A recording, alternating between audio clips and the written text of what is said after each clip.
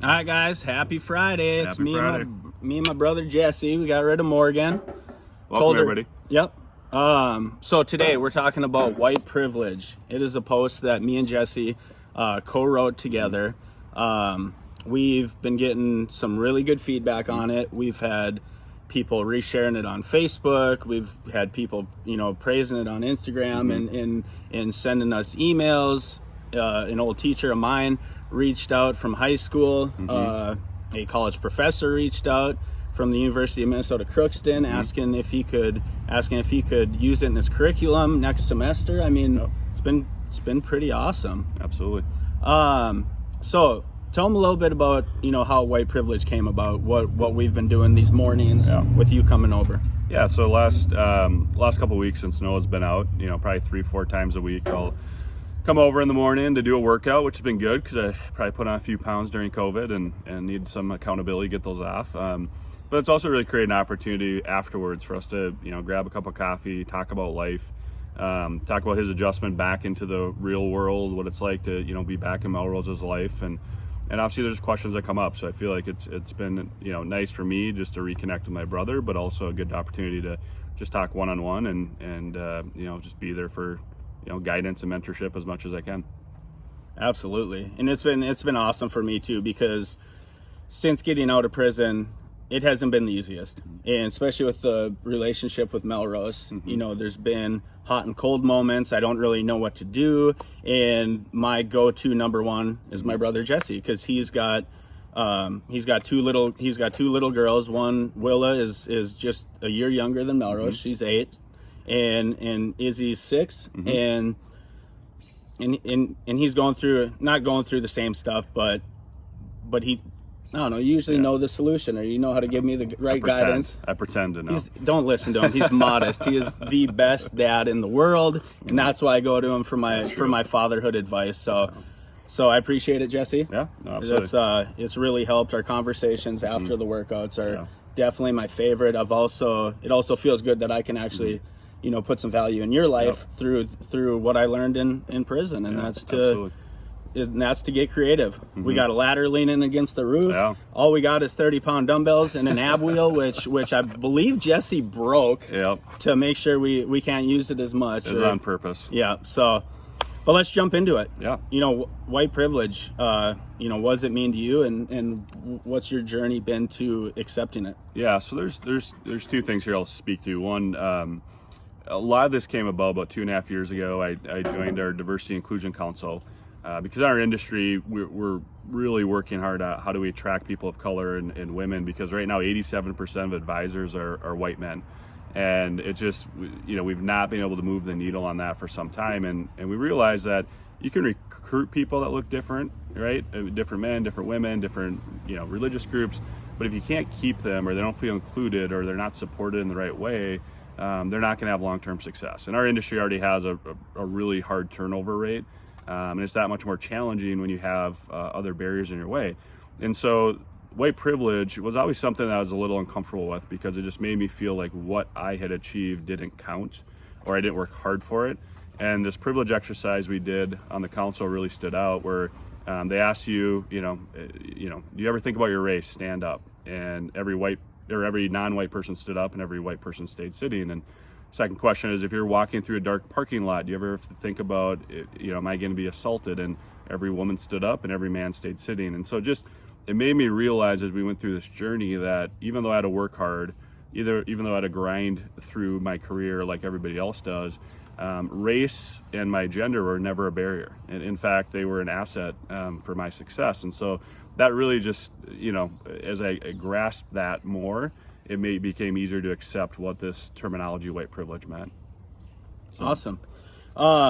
For me, so obviously I took a separate path. Me and my brother both went to the University of Minnesota. We grew up in a rural, small town community, Roseau, Minnesota, 2,500 people, and not a lot of diversity up in Roseau. And then we both get to the University of Minnesota, get exposed to a little more diversity. We both graduated from the University of Minnesota, you in 04 and me in 2008? 03. 03, okay, you in 03, me in 2008.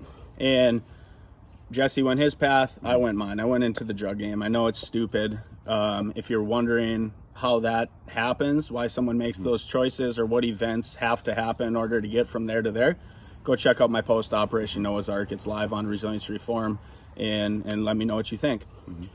So anyways, I go to the drug game and I still see white privilege, which is insane. And I didn't even think about this until one of these talks after our workouts, when you start talking about your experience in white privilege, and I'm like, holy crap, I've had white privilege in the drug game. Yeah. I've had a white officer tell me twice, two separate officers, tell me I was in the wrong part of town when I was at a Super America on Brooklyn Boulevard. I lived right down the street. I had drugs in the vehicle. I don't know if it was both times, but for sure one time I remember I'm like, you dumb cop. I have drugs in the vehicle. I'm a drug trafficker, and you're sitting here concerned about my safety. Yeah. So it's just crazy because this just proves that they're stereotyping me based that I'm dressed well, decent looking kid in a predominantly black neighborhood, and it's just crazy. I also had a couple other experiences downtown Minneapolis where, one was a domestic, cops got called, and they did not show any hostility towards me. They actually asked me if I was going to take care of the situation, or if they need me to take the other person to jail. And it's just, those experiences, how do you think those would have went if I was black? Yep. You see the stuff in the news, and you just think, oh my gosh, I wish we could record some of these situations of how the white officer treats a white white person when on some of these calls and some of these interactions, because it's just polar opposite. Well, it's interesting though too. It's because we have an advisor out of San Francisco who does these podcasts internally for Northwestern Advisors, and he recently interviewed one of our top advisors, who's an African American male out of Virginia. And just listening to his stories, realized how his journey has been way different than mine, even though he's achieved more success than I have even in my career. And a couple of examples he shared is early in his career he hit a milestone that many advisors never hit, but he hit it in his third year because he's very just really good at what we do. And the coach he was working at that time said, hey, you have to celebrate. And so he's like, all right, I'll let me think what I want to do. And he said, okay, I'm gonna buy a used Range Rover, right? I'm not gonna buy a new one. I'm gonna buy a used one. I'm gonna look for a very what specific could have he one. bought? Well, he could have done all right, but again, you gotta be smart with the money. Yeah. And so he found this used Range Rover, bought it, super proud of it, but never drove it during the week because it was just too flashy for a young guy to be driving. He felt Weekend. During the week he never drove it. Okay. And then on the weekend he'd drive it, but he always knew if he was driving that car he had to be in a suit. Because if he was going to the gym, if you're a young black man in America driving a nice car and you're not dressed professionally, you're a target. And so if he'd go to the gym, he'd put a suit on in the morning, go to the gym, work out, shower up, put the suit back on, and then go back home. And I realized I've never had to think about that. I've had nice cars, and, I don't think about how I dress. I don't think about how I look. I just know I'm okay. And the second scenario, they just moved in this new neighborhood, having a baby, his wife's nursing, and they had some alarm, issues just accidentally go off. They called, told them, hey, everything's fine, just alarms went off by accident. They said, okay, but the cops are on the way. And so he's walking down, it's 10:30 at night. His wife's exhausted from, just having a newborn. And he's about to open the door, and he just realized, okay, there's no pictures up of our family. So there's no proof that this is my house, and opening this door could have very negative consequences, such as my wife losing her husband or my daughter losing her father. And he also acknowledges that it could have been just fine. The cops could have been decent, they could have been nice, they could have been very accommodating, but it's a risk he couldn't take, which I never in my life have had to think about, because every interaction I've had with a cop has been positive. I've probably been pulled over 10 times. Every time I was guilty for speeding or doing something stupid. And I think I've gotten 1 or 2 tickets. And at first I thought it was because Dad told us, hey, if you ever get pulled over, say yes sir, no sir, tell them the truth, and don't make excuses. Yeah. And me as a drug trafficker, never once got pulled over while trafficking drugs. Yeah. And I had moments where I was speeding. I had moments where I had out-of-state plates. They could have done routine traffic stops. Just we notice you have out-of-state plates. We're just doing where are you coming from? What are you doing? Blah blah blah. Okay, sounds good. Yeah, and I used to think it was Dad's advice that got me Yeah. off the hook. And I just realized, hey, I'm a white successful male. That alone gets me off the hook on a lot of stuff. And so that's stuff I've learned to accept. But also it's just a matter of what are we doing our part to help people that aren't as fortunate. So those are some of the things Why that stood out. so you said about as far as accepting, why was there even a reason to accept it, do you feel like? I think part of it's just, You didn't want to feel like they're taking anything away from you, or? yeah, I think partly once I understood how the term privilege means, like privilege is the opportunity not to have to think about something. Yeah. And so I think once I understood that, I used to think privilege was purely like it's handed to you or you don't have to work for it. But understand it's like it's something you have to think about. And I realized, and I mentioned this in my post, but as a tall white male Christian straight male, like Doesn't get much more white privilege. Yeah, there's very little prejudices against any of those situations. And so at the end of the day though, if and this is one thing I did hear mention, until people who aren't black start caring about black lives, then nothing's going to change.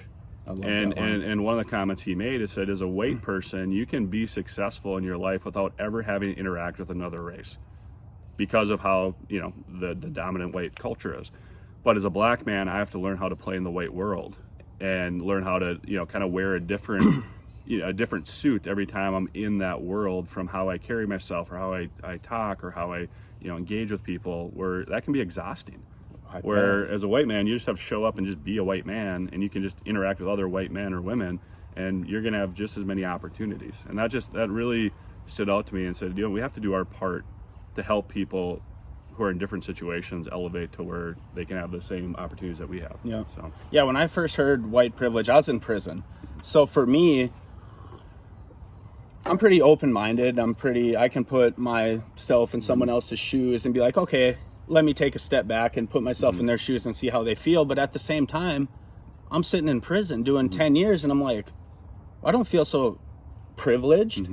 So at first I kind of fought it too, because not that I had this success that my brother had, but because I was on the other spectrum and I still went to prison. I still got busted for selling drugs. It was my first offense. They tried to give me 20 years, no prior drug history offenses other than some underage drinkings, and they just threw the book at me. So I'm like, well, yeah, I'm white, and yes, I've had all these opportunities in life, but they still treated me just the same in the judicial system. So at first I was like, I don't feel so privileged. But when you take another look at it, now I'm out, still white privilege. I mean, beautiful neighborhood. I got my mom supporting me. I got my sister supporting me. I got my brother supporting me. I got all this support. And then you bring in the social norms that favor me.